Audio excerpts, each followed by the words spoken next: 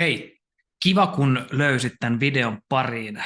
Minä olen Teemu Vornanen, mä olen neurotieteilijä ja liikuntalääketieteilijä ja aivoterveysalan yrittäjänä mä käyn kouluttamassa ajatustyöläisiä ja yrityksiä aivojen terveyteen ja aivojen suorituskykyyn liittyvistä teemoista.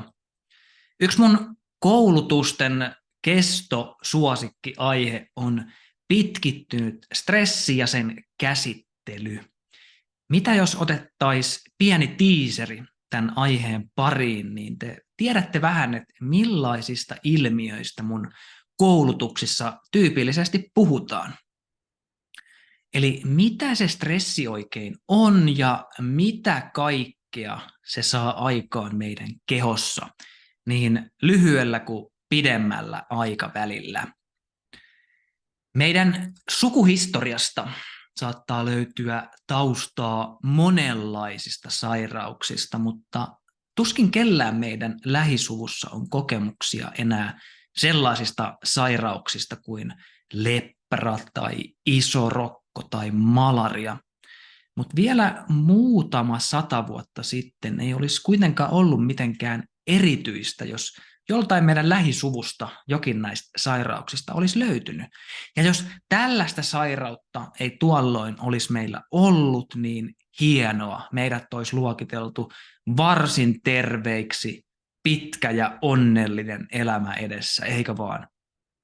Mutta nyt kysykää itseltänne, onko teidän lähisuvussa kellään todettu sydän- ja verisuonisairautta, korkeaa verenpainetta, mahahaavoja, sydänhalvausta tai vaikka korkeaa kolesterolia?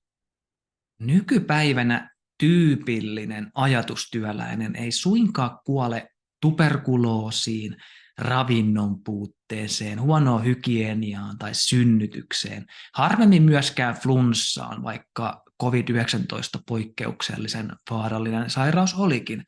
Mutta vielä 1900-luvun alussa monet näistä olivat kuitenkin johtavia kuolinsyitä. Sen sijaan nykyään me sairastutaan todella outoihin sairauksiin, joita ei ole ainakaan tässä mittasuhteessa ollut koskaan ennen olemassa ihmiskunnan historiassa. Tyypin 2 diabetes, Alzheimer, erilaiset syövät, sydänsairaudet, krooninen stressi, jopa masennus. Eikö kuulosta paradoksaaliselta? Meidän ei tarvitse enää välittää ravinnon puutteesta tai huonosta hygieniasta, vaan sen sijaan me voidaan vaan antaa meidän kehon ihan rauhassa murskautua erilaisten stressiperäisten sairauksien seurauksena meidän elämän 80 vuotta. Ja näyttää ulospäin melko terveiltä, ainakin verrattuna siihen isorokon kanssa painiskelevaan verrokkiin. Tuhansia vuosia sitten metsästäjäkeräilijä saattoi syödä antiloopin, jolla oli pernarutto, ja kuolema koitti muutamassa päivässä. Simple as that.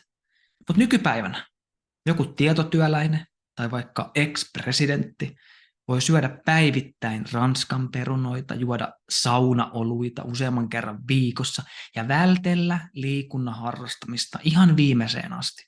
Ja sitten 50 vuoden päästä tämä kyseinen henkilö saattaa kouristella sydän- ja verisuonisairauksien kituuttamana. Tai sitten ei. Voi olla, että hän on todella hyvän oloinen, ihan vanhuspäiviin asti. Juosta vaikka maratonin, pelata jalkapalloa lasten kanssa, kirjoittaa kirjoja ja niin edelleen. Sillä lopputulos, sairastuuko ihminen elintapasairauteen vai ei, riippuu varsin monista seikoista. Miten tämän yksilön maksa käsittelee kolesterolia verrattuna johonkuta toiseen, millaiset entsyymitasot hänellä on soluissaan ja onko hänellä esimerkiksi synnynnäisiä poikkeavuuksia, esimerkiksi verisuonten seinämissä.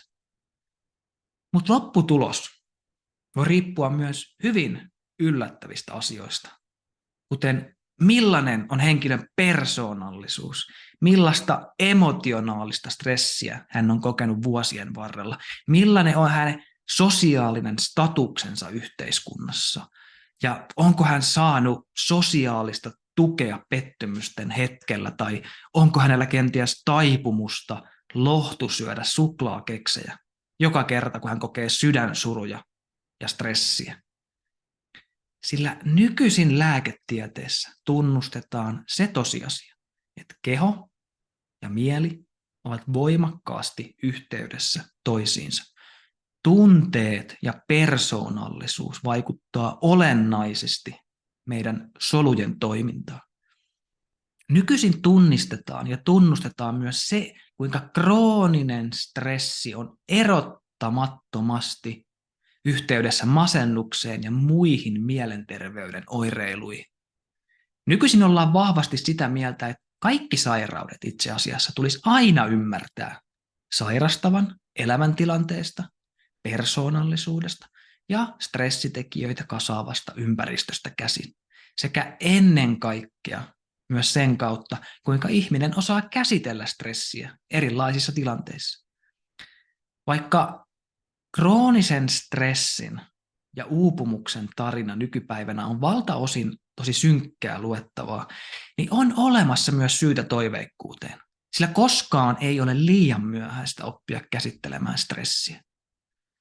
Ja mitä varhaisemmin oman elämämme polulla me täällä tehdään, sitä parempi.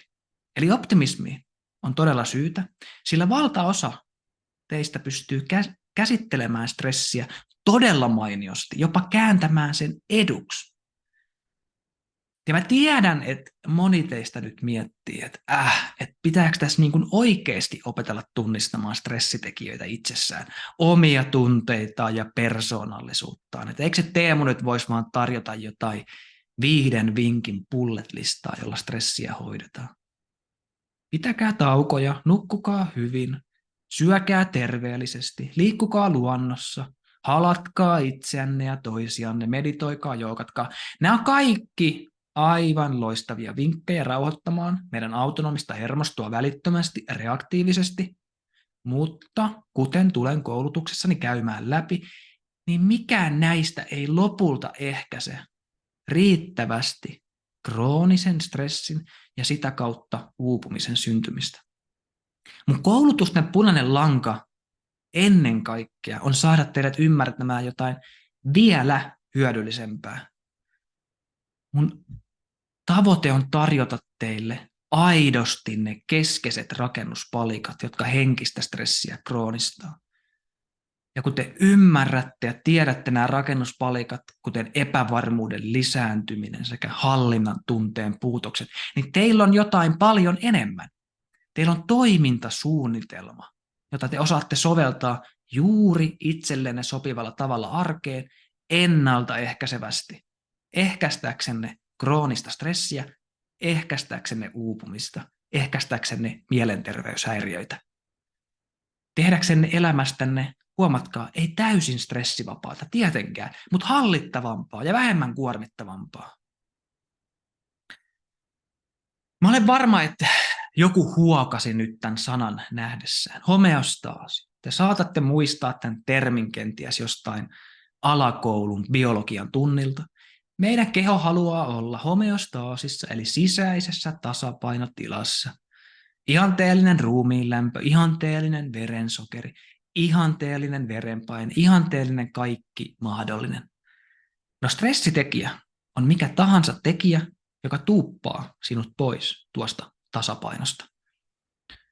Kun esimerkiksi antilooppi joutuu leijonan raatelemaksi ja sitten se kouristelee viimeisiä kuolonkorahduksia ja kun sen suolet valuu pitkin aavikon hiekkaa, niin voidaan sanoa, että tämä on aika lailla antiloopin homeostaasin järkkymistä. Tai jos sä olet se leijona, etkä saa syönyt päiviin, sä olet stressaantunut, sä olet pois homeostaasista, jotain tarvii asialle tehdä, ruokaa on saatava. Stressijärjestelmä siis käynnistyy, kun meidät tuupataan pois homeostaasista. Ja stressi pysyy tyypillisesti niin kauan päällä, kunnes me päästään takaisin tuohon sisäiseen tasapainotilaan.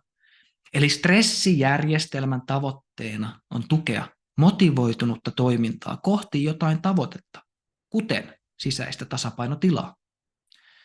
No eläinten kohdalla asiahan on likipitäen näin yksinkertainen. Yksinkertaiset stressitekijät, yksinkertaiset tavat yrittää palauttaa homeostaasi. Mutta ihmisten kohdalla asia on huomattavasti monimutkaisempi. Voi nimittäin olla, että me ihmiset reagoidaan johonkin stressitekijään aivan kuten eläimet, eli me juostaan karkuun esimerkiksi vaarallista petoa tai me hypätään pois lähestyvän auton tieltä. Mutta ihminen on ainoa laji maapallon päällä, joka voi tuupata itsensä pois homeostaasista puhtaasti ajatuksen voimalla, kuvittelemalla mahdollisia uhkia tulevaisuudessa. No jos me kuvitellaan, että huominen esitys suurelle yleisölle saattaa epäonnistua ja sitten me aletaan stressaamaan siitä päivää ennen, niin voi hyvinkin olla, että tämän ennakoiva stressi on auttanut meitä selviämään siitä esityksestä jopa paremmin. Eli hienoa.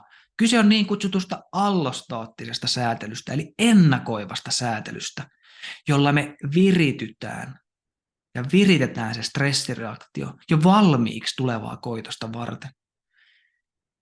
Mutta entä jos me ennakoidaan toistuvasti, että jokin mahdollinen uhka tulee tuuppaamaan meidät pois homeostaasista. Useita kertoja päivästä me tehdään tätä viikosta ja kuukaudesta toiseen. No tällainen ihminen saatetaan herkästi luokitella jopa neuroottiseksi ja ahdistuneeksi. Ja tässä on oikeastaan koko tämän stressipuheen ydin. Me ihmiset onnistumme käynnistämään stressireaktion puhtaasti psykologisista syistä lukuisia kertoja päivän aikana. Ilmastonmuutos, parisuhdeongelmat, rahahuolet, Volt-tilauksen myöhässä oleminen tai huono fiilis työpaikalla. Ja tähän meidän stressijärjestelmää ei ole kehitetty. Stressireaktion on tarkoitus olla väliaikainen. 3 minuutin pyrähdys, jonka jälkeen me ollaan joko itsekylläisempiä tai sitten jonkin pedon vatsan täytettä. Stressi voi toki pysyä yllä myös viikkoja, jos esimerkiksi eläimen täytyy elää nälässä ja suojatta pidempiä aikoja, kunnes sen elämä joko sitten päättyy tai taas kohentuu. Mutta meidän länsimaalaisten ihmisten nykyinen elämä, se on muuttunut sellaiseksi, että yhden stressaavan jakson perään ilmestyy herkästi toinen ja sitten taas toinen ja sitten taas toinen. Ja tällainen henkinen tila voi kestää jopa vuosia tai vuosikymmeniä. Sillä me pysytään kyllä fyysisesti hengissä, ei meillä ole mitään hätää. Stressi ei johdu ruoan tai suojan puutteesta, vaan psykososiaalisista tekijöistä, kuten vaikkapa jatkuvasta epävarmuudesta tai kielteisistä tulevaisuuden näkymistä. Eli jostain, minkä on tarkoitus olla väliaikaista, vastata väliaikaisiin fyysisiin ja psyykkisiin kriiseihin, ollaan me ihmiset saatu aikaan kroonista psykososiaalista stressiä. No sitten se iso kysymys.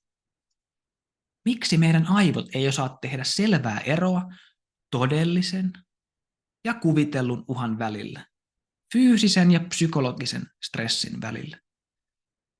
Itävaltalaissyntynyt lääkäri Hans Selye, jota pidetään stressitutkimuksen pioneerina, hän painiskeli tämän kysymyksen äärellä 1930-luvulla, ja hän havaitsi, että altistaessaan laboratorion rotat fyysisesti ja henkisesti stressaaville tilanteille, kaikki rotat sai maahaavoja. Ja Selye popularisoi termin stressi, joka tuli alun perin metallurgiasta.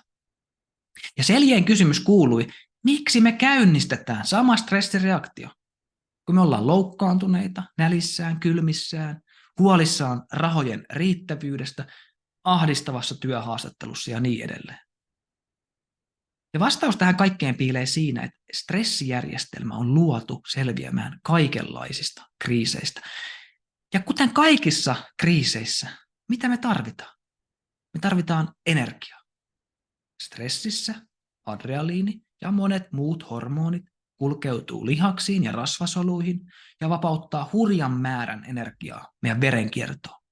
Se on, kun sä menisit pankkiin, sä nostaisit talletukset eli ravintoaineet käteisenä ja sä antaisit ne välittömästi sun lihaksille, jotka puolestaan auttaa sua pääsemään räjähtävästi pakoon.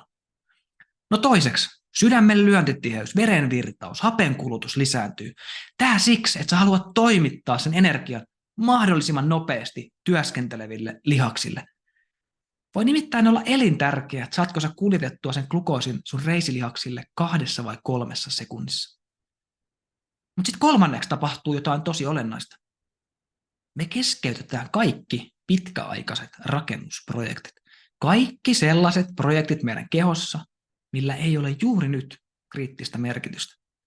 Ruoansulatus, tuntikausia kestävä projekti, ja kun sä juokset leijonaa karkuun, et halua ruokasi sulattamiseen vaatimaan yhtään ylimääräistä energiaa. Tästä syystä, kun me esimerkiksi valmistaudutaan astumaan hieman stressaantuneena yleisön eteen, meidän suu kuivuu, meidän mahasuolikanavan toiminta vaimenee. No entäpä sitten kasvutoiminnot? No myös nämä on pitkäaikaisia projekteja. Puberteetin aloittaminen ei ole olennaista juuri silloin, kun sä juokset leijonaa karkuun. Stressireaktion aikana kudokset eivät kasva. Lisäksi sukupuolihormonien eritys loppuu.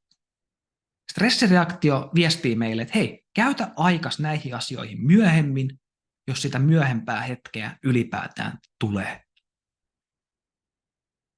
No sit kun sä juokset leijonaa karkuun, niin sä saatat saada muutaman ruhjeen tai kokea voimakasta kipua, joten on hyvä, jos sun immuunipuolustus hetkellisesti voimistuu. Ja aivojen toiminnasta stressitilanteesta meillä on kaikilla kokemusta. Lukemattomat hormonit erittyy stressin aikana ja kulkeutuu aivoihin lyhyellä tähtäimellä. Näistä on runsaasti hyötyjä. Muisti tehostuu, aivot saa glukoosia ja happea. Meidän sensoriset aistimukset kehittyy, dopamiinieritys lisääntyy, tämä tehostaa motivaatiota ja muistia entisestään. Adrenaliinin voimakas eritys varmistaa, että me muistetaan jotkin tapahtumat meidän lopun elämää todella elävästi. Adrenaliini toimii niin kutsuttuna muistimodulaattorina meidän aivoissa. Eli kuten te huomaatte, stressireaktion kääntäminen päälle lyhyen aikaa todella hyvä asia, todella monesta näkökulmasta. Mutta henkisen stressin teeman kannalta se mielenkiintoisempi ilmiö kuitenkin on, että mitä käy, kun tämä sama stressijärjestelmä jää päälle liian pitkäksi aikaa, puhtaasti psykologisista syistä. Lopputuloksenahan on pahimmillaan sairastuminen johonkin stressiperäiseen sairauteen, mutta mikä on se mekanismi, joka stressissä meidät lopulta sairastuttaa? Hans Selye, jonka mä hetkeä aiemmin tituleerasin stressitutkimuksen pioneeriksi, painiskeli tämänkin kysymyksen parissa 30-luvulla. Ja pitkään oli vallalla hänen näkemyksensä, jonka mukaan pitkittynyt stressi saa aikaan sen, että meidän stressijärjestelmä kuluttaa ammuksensa loppuun taistellessaan niitä akuutteja stressireaktioita vastaan. Toisin sanoen, kun sä tuuppaat itsesi pois homeostaasista toistuvasti, yhä uudelleen ja uudelleen, niin vähitellen lisämunuaiset kuluttaa adrenaliinin loppuun, sun aivolisäke ei pysty enää tuottamaan stressihormoneita, sä siis tyhjennät kaikki sun ammukset ja sä jäät suojaamattomaksi tulevia stressitekijöitä kohtaan. Mutta tämä teoria, tämä on sittemmin osoitettu virheelliseksi, sillä yksikään nisäkäs ei voi tyhjentää kokonaan adrenaliinin eritystä ja stressivasteita. Mutta se mikä on ongelmana, on se mitä mä edellisellä dialla esitin. Kuvitelkaa, että te olette jatkuvassa taistelussa stressitekijöitä vastaan, te ammutte stressihormoneilla vihollisia, jotka rynnii päälle päivästä ja viikosta toiseen. Ja aivan kuten missä tahansa sodassa, jatkuva taistelu akuutteja uhkia vastaan aiheuttaa sen, että ette pysty huolehtimaan mistään pitkäaikaisista rakennusprojekteista. Aivan kuten kaikissa sodissa, ei niissäkään käytetä energiaa rakentaakseen uusia kouluja tai terveydenhuoltojärjestelmiä, vaan valtaosa energiasta on käytetty vihollisen nujertamiseen. Ja aivan samalla tavalla, käy sullekin kroonisessa stressissä. Sulla ei ole aikaa kehittää sun omia pitkäaikaisia rakennusprojekteja, eli omaa terveydenhuoltoa, kuten kasvuprosesseja ja immuunipuolustusta, tai sun koululaitosta, eli sun aivojen kuntoa. Ja vähitellen tämä jatkuva stressivaste on se, mikä meidät sairastuttaa. Etenkin jos kyseessä on joku psykologinen stressitekijä, joka vaan tuntuu aiheuttavan meille märehtimistä viikosta toiseen.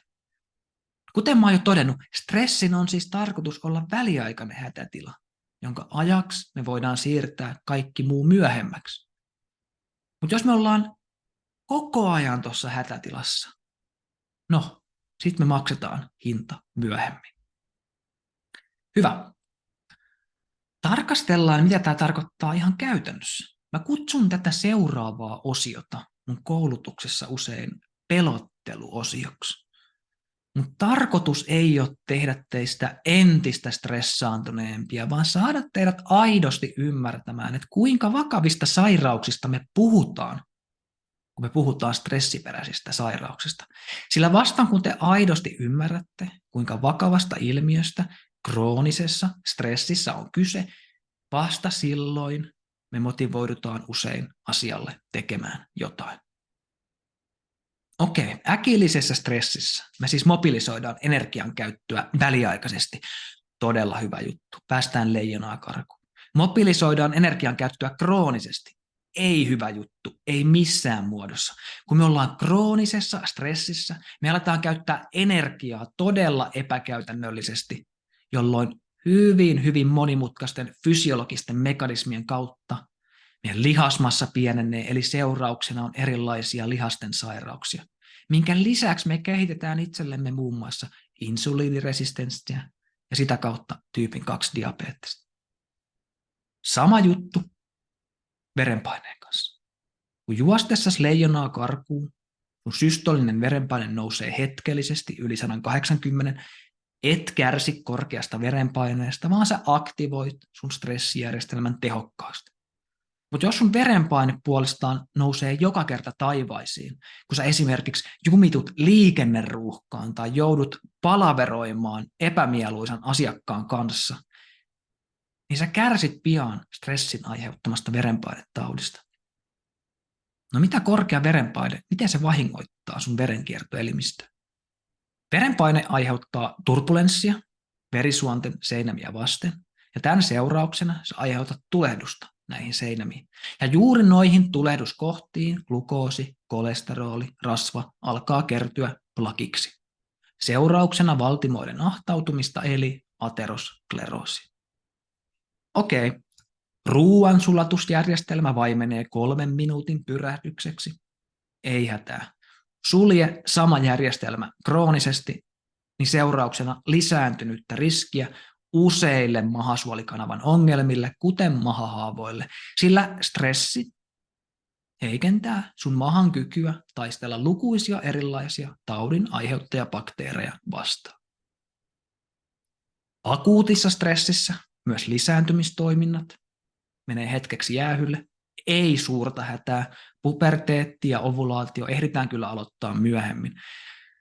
Entä mitä tapahtuu sitten kroonisessa stressissä? Kroonisessa stressissä sukurauhaset, ne lakkaa toimimasta normaalista. Jos sä oot nainen, sun kuukautiskierrosta tulee epäsäännöllistä, kuukautiset saattaa lakata jopa kokonaan. Ja tämän kaiken hormonaaliset tekijät muuten tiedetään todella hyvin, aina aivojen aivolisäkkeistä munasarjoihin ja kohtuun asti. No miehillä krooninen stressi puolestaan laskee testosteronitasoja, minkä lisäksi esiintyy potenssiongelmia.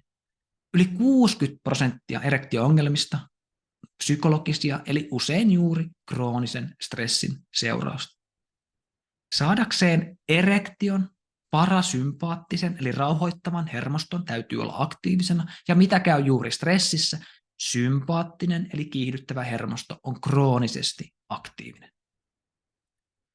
Ja sitten mun oma lempiaihe, pitkittyneen stressin vaikutuksiin aivojen terveydessä. Kuten me jo aiemmin totesin, me tarvitaan sopivasti stimulaatiota esimerkiksi töissä. Tätä kutsutaan eustressiksi, eli myönteiseksi stressiksi. Aivojen suorituskyky tehostuu. Krooninen stressi puolestaan tuhoaa merkittäviä osia sun aivoista, kuten korkeamman tason ajattelusta vastaavaa etuotsalohkoa. Ja sitten on toinen alue, johon stressi vaikuttaa erityisen kielteisesti. Tämä on nimeltään hippocampus. Ja hippocampus on keskeinen meidän oppimiselle ja muistille. Stressi tappaa olemassa olevia hermosoluja hippokampuksessa, minkä lisäksi stressi ehkäisee neuroplastisiteettia, eli uusien hermoyhteyksien muodostumista. Ja kaikki tämä vaikeuttaa uusien asioiden oppimista ja muistitoimintoja. Ja mitä enemmän stressiä elämän varrella on kokenut, sitä enemmän tuhoa eli atrofiaa havaitaan hippokampuksessa. Ja tutkimusten mukaan on myös mahdollista, etteivät monet näistä kielteisistä seurauksista ole täysin korjattavissa aivojen tasolla, vaikka me ryhdyttäisiin tarvittaviin palautumistoimiin pitkittyneen stressijakson jälkeen. No aiheuttaako stressi sitten muistisairauksia, kuten Alzheimerin? Lopullista näkemystä tähän asiaan ei vielä ole, mutta yhdestä asiasta ollaan ainakin yhtä mieltä. Krooninen stressi pahentaa lukuisia asioita, kuten yöunen määrää ja laatua, jotka voi olla edistämässä muistihäiriöiden syntymistä tuon mun aiemmin mainitseman hippokampukseen kohdistuvan tuhon lisäksi. No hippokampuksen vieressä on toinen aivojen alue. Tämä on nimeltään mantelitumake. Tämä alue on aivojen elintärkeä paniikkisäädin, eli se opettaa sua olemaan peloissasi kaiken uuden edessä ja ahdistumaan lyhytkestoisesti pelottavista tapahtumista. Pitkittynyt stressi aiheuttaa kuitenkin sen, että mantelitumake kasvaa kokoa ja luo voimakkaampia yhteyksiä aivojen muihin osiin. Ja seurauksena on jotain, mitä monet kroonisen stressijakson läpikäyneet ovat saattaneet kokea. Mantelitumakkeen voimistuneet yhteydet muualle aivoihin, ne saa aikaan sen, että sä alat liittämään pelkoa ja ahdistusta todella herkästi täysin neutraaleihin asioihin. Esimerkiksi se asiakas siellä töissä, jonka kanssa hommat on aina sujuneet ihan ok, vaikka parhaita kavereita ei ole koskaan oltukaan, niin se sama asiakas alkaakin nyt vaikuttamaan todella ärsyttävältä tyypiltä. Ja jopa kotona pienet asiat, kuten puolison sanomiset tai pienet roskat siellä täällä, alkaa ketuttamaan ihan todenteolla. Ja toinen, mitä tapahtuu mantelitumakkeen koon kasvamisen seurauksena, on se, että meidän on stressaantuneena huomattavasti vaikeampi havainnoida turvallisuudesta ja läheisyydestä viestiviä signaaleja ympäristöstä. Eli sellaisia signaaleja, jotka vois lieventää meidän stressireaktioita. Me nähdään siis kaikkialla vaan pelkoa ja uhkaa. Ja samaan aikaan meidän on vaikeampi löytää ja hakea esimerkiksi stressiä hoivaavaa sosiaalista tukea toisista ihmisistä tai vaikka rentoutumista mieleisistä harrastuksista. No entä sitten masennus? Stressin ja masennuksen yhteys on tutkitusti ilmiselvä, mutta vähemmän selvää on se, että mitkä on ne neurobiologiset muutokset, jotka masennukseen lopulta johtaa. Mitä ilmeisemmin ainakin dopamiini, serotoniini ja noradrenaliinijärjestelmien toimintahäiriöillä on merkitystä. Eli näiden neurokemikaalitasojen häiriöt, niiden lasku, voi vähentää muun muassa meidän päivittäistä vireystilaa, meidän motivaatiota, eikä me saada enää mielihyvää asioista, joista me ennen niin kovasti nautittiin. Ja aivan kuten edellä totesin stressin yhteydessä, niin myös masennuksen kohdalla, mitä pidempi ja mitä vaikeampi masennusjakso on takana, sitä enemmän atrofiaa havaitaan aivoissa. Ja on syytä korostaa seuraavaa. Masennukseen johtaneissa stressijaksoissa niissä on harvoin kyse viikkoja tai kuukausia, vaan lähes poikkeuksetta vuosia jatkuneesta psyykkisestä oireilusta. Eli kyseessä on siis sairaus, joka voi lymyillä todella salakavalasti vuosien ajan, ennen kuin pitkittynyt stressi johtaa vakavampaa uupumiseen. Siitä mahdollisesti jopa masennukseen. Okei, hengähdetään tässä kohtaa hetki. Mä olen nimittäin puhunut teille kroonisen stressin vaikutuksista meidän terveyteen.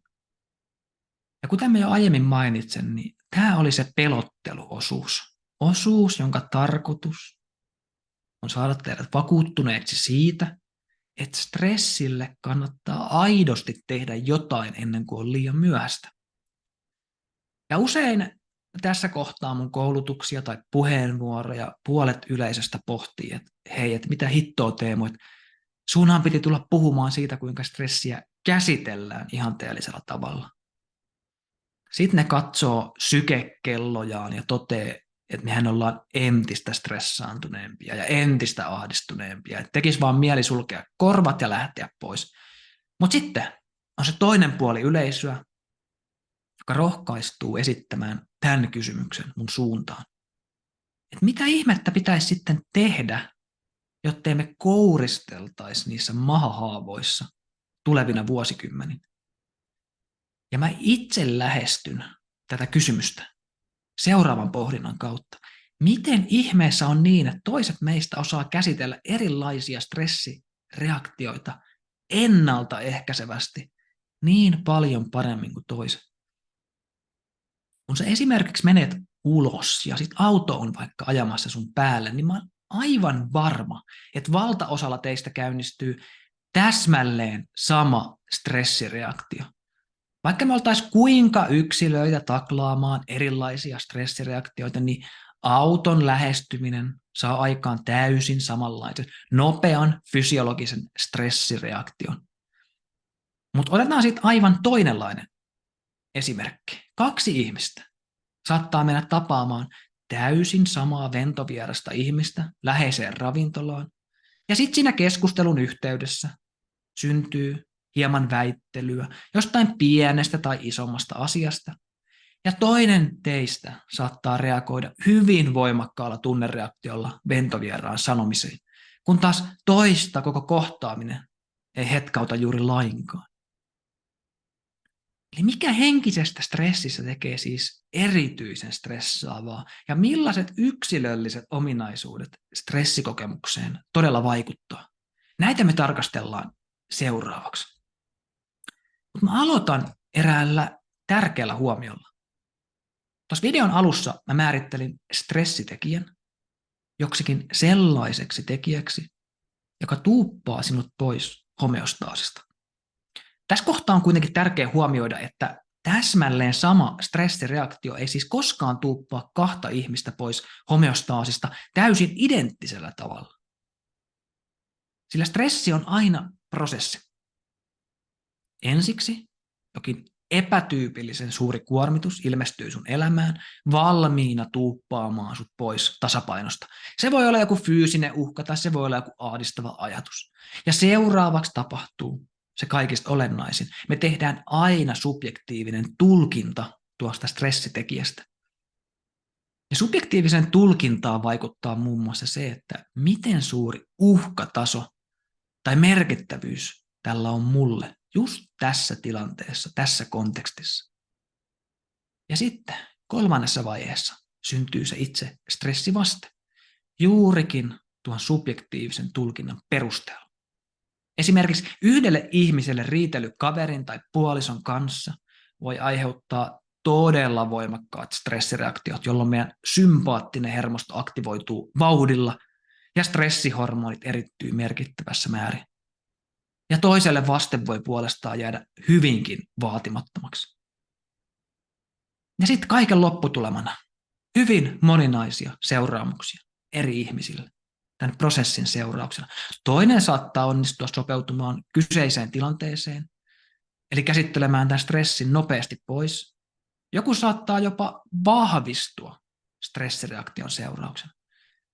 Tai sitten voi olla niin, että monille stressivaste jää pitkäksi aikaa päälle, lisäten sitä stressikuormaa entisestään, usein jo olemassa olevien stressitekijöiden päälle, mikä puolestaan lisää sitä ahdistuneisuuden tuntua elämässä entisestään. Hyvä. Nyt kun me kerran tiedetään, että stressivasteet samaan stressitekijään voivat olla hyvin erilaiset eri ihmisillä, johtuen erilaisista psykologisista tekijöistä, joilla me tulkitaan tilannetta, niin iso kysymys kuuluukin, no mitkä sitten ovat niitä tekijöitä, jotka voivat joko lievittää tai pahentaa se stressitekijän subjektiivista tulkintaa. Kun me tähän kysymykseen löydetään vastaus, niin me voidaan paremmin käsitellä meidän elämään kasaantuvaa stressikuormaa jo ennakolta. Sillä eihän me haluta sitä joka kerta, että me vaan reaktiivisesti reagoidaan eteen ilmaantuviin, toistuviin stressitekijöihin. Vaan tärkeintä olisi opetella ne keinot, jolla me pystytään käsittelemään stressiä ennakoivasti, eli proaktiivisesti meidän elämässä. No vois herkästi kuvitella, että ne keskeiset psyykkiset tekijät, jotka stressireaktioita joko pahentavat tai lievittävät, että ne olisi jotenkin hämärän peitossa. Mutta näin ei suinkaan ole, sillä massiivinen joukko tutkimuskirjallisuutta viimeisten vuosikymmenien ajalta on nimittäin selvittänyt hyvin erilaisten koeasetelmien avulla vastaukset näihin kysymyksiin. Miten riskiä stressiperäisille sairauksille voidaan aidosti vähentää? Ja juuri tähän kohtaan meidän tarina päättyy tällä kertaa. Tämä on nimittäin se käännekohta, josta me jatketaan mun koulutuksessa. Ja tuossa mun koulutuksessa mä tulen esittelemään tutkimuskirjallisuuden avulla ihmis- ja eläintutkimusten kautta, kuinka täysin identtinen stressimäärä voi aiheuttaa täysin erilaisen stressivasteen kahdessa eri henkilössä. Jos sä haluat siis tulla kuulemaan, mitkä ovat tutkitusti henkisen stressin keskeiset rakennuspalikat ja miten niitä tulisi oppia soveltamaan omaan elämään, niin käy ilmoittamassa itsesi mukaan tähän 3 tunnin Zoom-koulutukseen, joka sisältää myös tunnin vapaaehtoisen ryhmätyöskentelyn Zoomin breakout-ruumeissa. Mä tuun tässä koulutuksessa käsittelemään myös muun muassa persoonallisuuden ja temperamentin vaikutuksia stressiin. Mä tuun tarjoamaan tutkittuja työkaluja siihen, kuinka stressiä tulisi opetella käsittelemään niin lyhyellä kuin pitkällä aikavälillä. Mä taustoitan, mitä on palautumisen paradoksi ja miksi joidenkin on niin vaikea toimeenpanna tarvittavia palautumisaktiviteetteja työpäivän jälkeen. Ja mä avaan, että kuinka tutkitusti oikeanlaiset tunnetaidot, epävarmuuden sietokynnyksen kasvattaminen sekä ehkäisevät stressiä, että auttavat säilyttämään päätöksentekokyvyn korkealla, jopa niiden voimakkaidenkin tunnekuohujen hetkellä. Luvassa on toki paljon muutakin, ja lisätietoja ja ilmoittautumisen sä löydät tuosta videon alta. Hei, toivottavasti nähdään koulutuksessa. Ei muuta kuin mukavaa päivänjatkoa sinne. Se on tältä erää. Moi.